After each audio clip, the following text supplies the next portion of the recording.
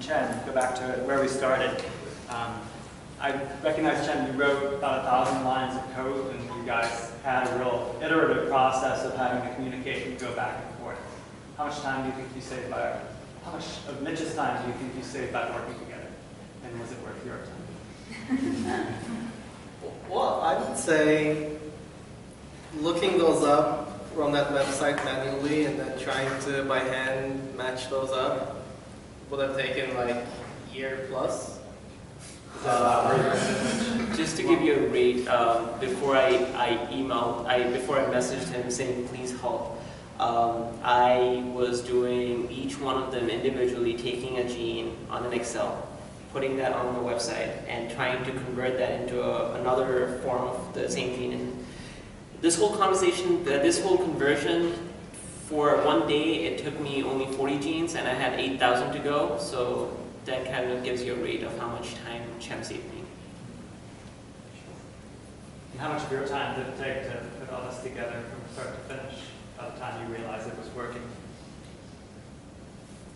Well, it was on and off. So I would say programming-wise, in total, maybe a week, if I were to just write it non-stop. Sure. But this was mainly done over like months of collaboration. So I would write something, test it out, send it to him.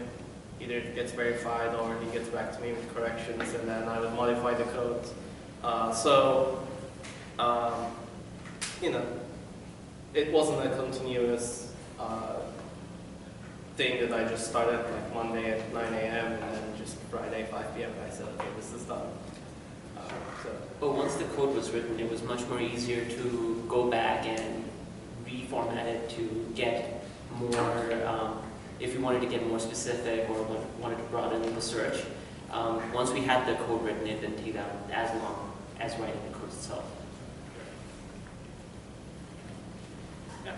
This question is for Jim. It's a little bit of a broad question, but I was particularly intrigued when you were discussing how your program works with your home internet, but not necessarily with the Drexel one, or the vice versa. And I'm just wondering, how big of a problem is that in general with collaboration? Are there any solutions you foresee? Because obviously people have many different types of internets, people work all over the world, so how do you think that issue should be resolved? Good question. The way I resolved it was literally adding delays into my code so that it was running slower. The idea was that you don't want to overwhelm a website by sending multiple requests, because built-in security suites in servers would see that as a denial of service attack, and that will stop it. However, if you, a lot of times, especially you see these applications in smartphone apps, a lot of websites release APIs. It stands for Application Programming Interface, and those are actually meant to handle a bigger amount of data. So you can, using the API, you can send a request and get a big chunk back. Unfortunately, with the website we used, that wasn't available, so I had to literally send manual requests and get it back and parse it through. So a solution to that would be, if there's an API available, obviously use the APIs. If not, try to slow your code down. Don't overwhelm the server. You know, it's doing something nice for you. Return the favor. I had a question for Hossein.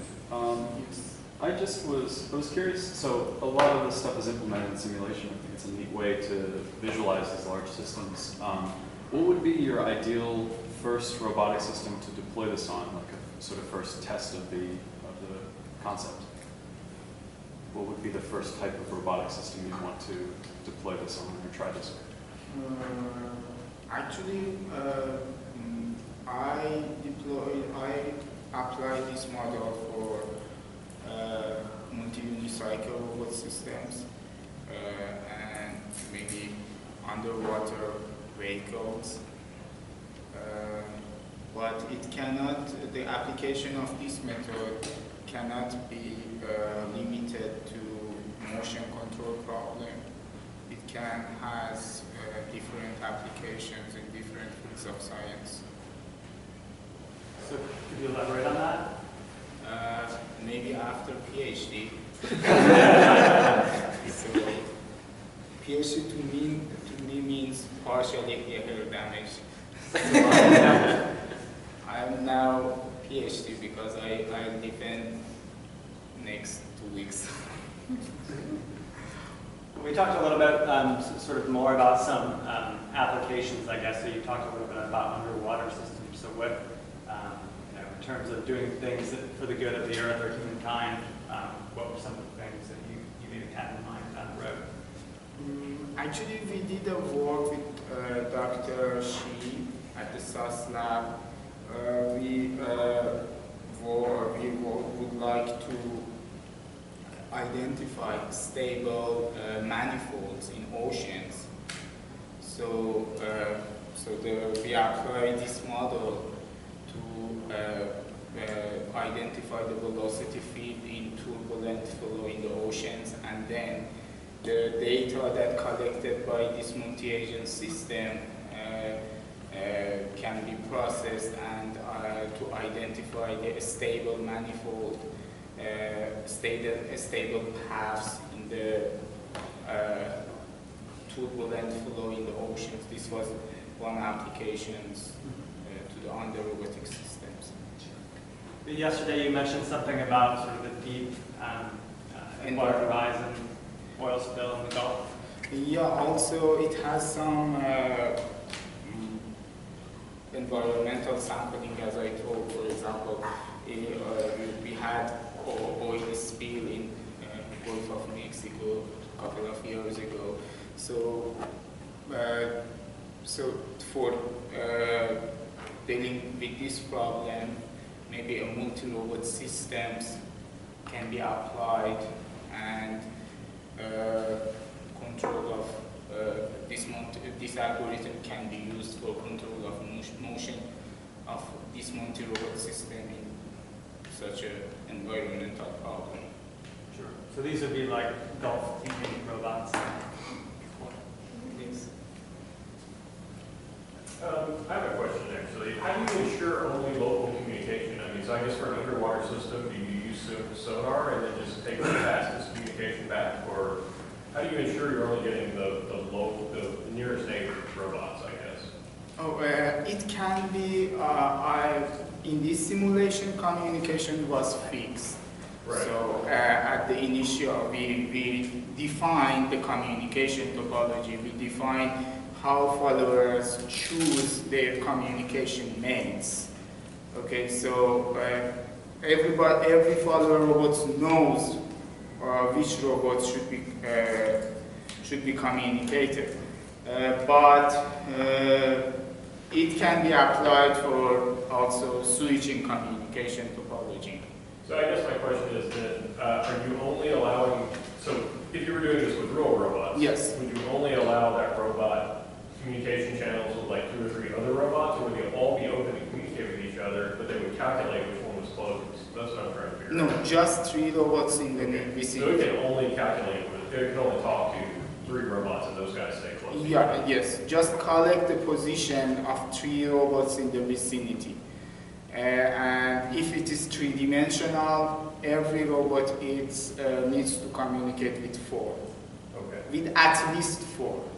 It can communicate with more than 4. If it communicates with more than 4, then rate of convergence is increased. But I have a question also for Jose. So you showed those 3 leader robots at the vertices of the triangle. So what would happen if you lost one of the leaders? if you lost one of the leaders, the final formation converges on the line segment instead of triangle. The final formation are distributed on the line segment bounded by 2 leaders. So I have a question for everyone. So what are your kind of goals with this work? What is your next steps? So obviously for Jem and Mitch, you're doing two very different things, but now knowing that you have been able to work together, does it change some of your goals or where you think you can go with the research? And similarly for Hossein, do you think, what do you think is the end result? So you want a postdoc, but why? Well, what is your ultimate goal? First, you go ahead first. Actually, I would like to be a faculty sometime. So this is why I wanted to continue this research and find a postdoc position. So your goal is to teach this material? To be not necessarily teach. I love teaching, but I would like to be a faculty and work in academic environment for my future career. And what do you hope to accomplish while you're in that environment? Like what resources are you looking for? What institutions would be of interest to you? What is the end goal for the research? Or a goal, not the end goal? I didn't limit my, I didn't decide about what institution I would like, but since I now I would like to be a faculty because I really like the academic environment, so I would like to continue researching. Okay. Well, I think the collaboration we had with Mitch is something that could be expanded to cover additional applications. We were actually talking about it, and he was asking me if it was possible to make this like an open source website that any other institution out there or any other research or any interested person can go and do something like what we did, and all they have to do is just punch in the gene names into the website.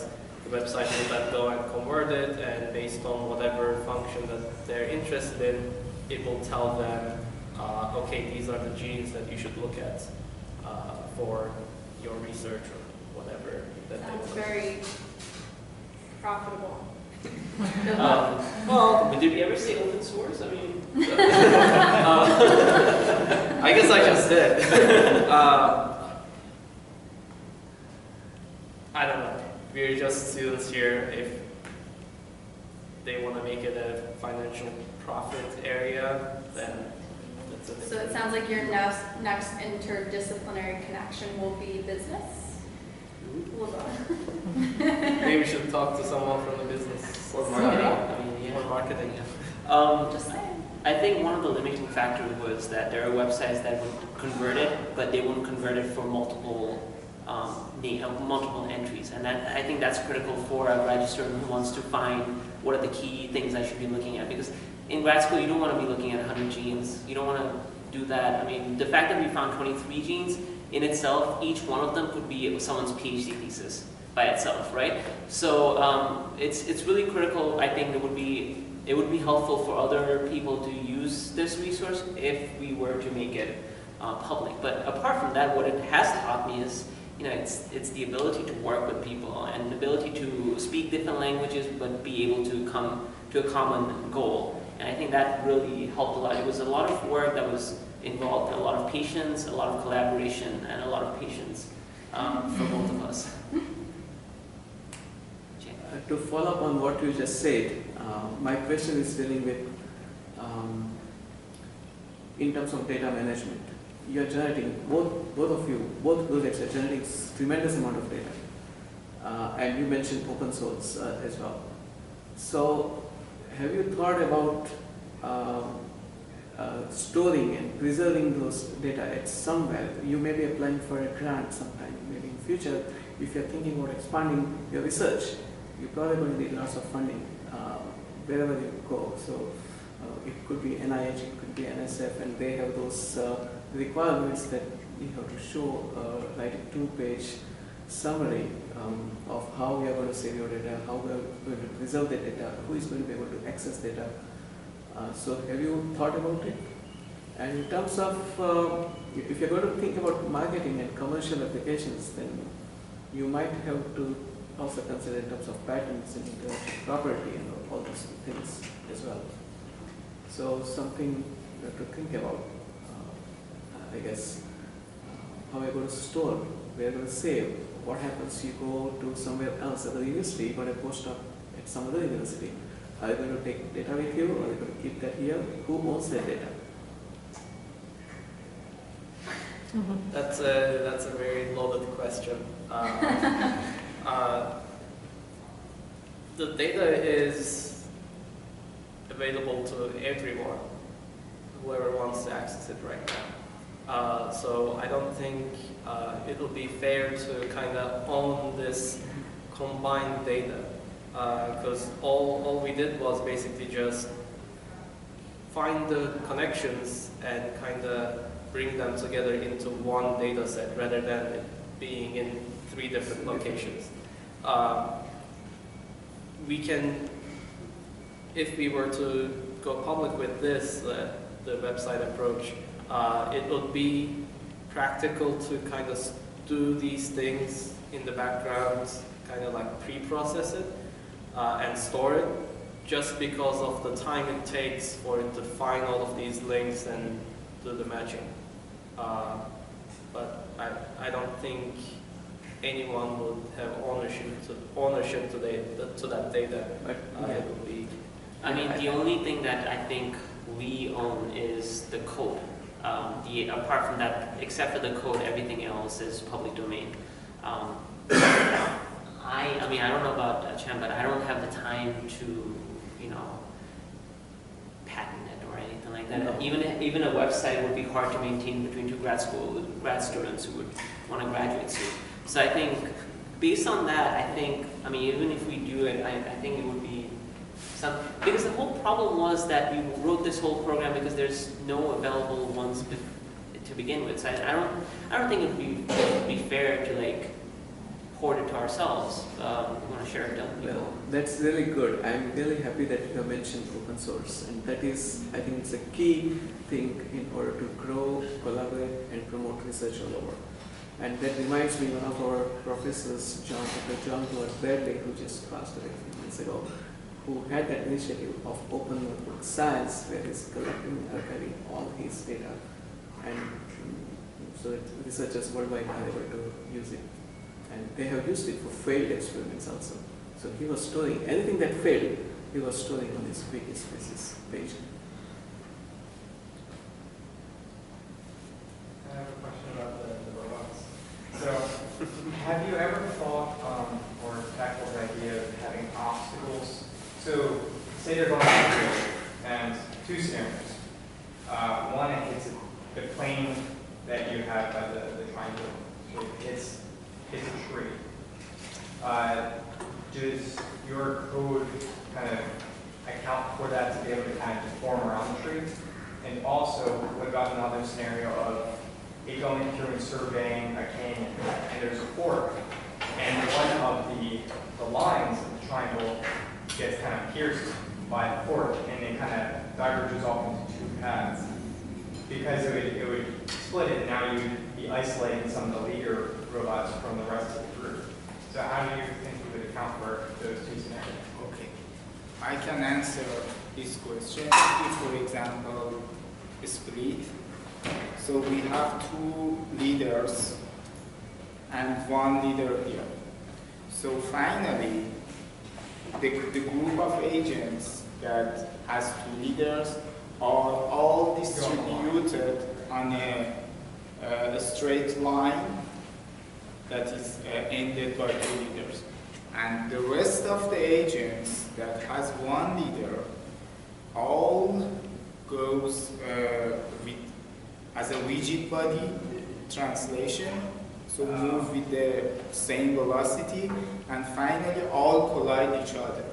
Okay. Because this is just 1 point. So they converge to that point. Yeah.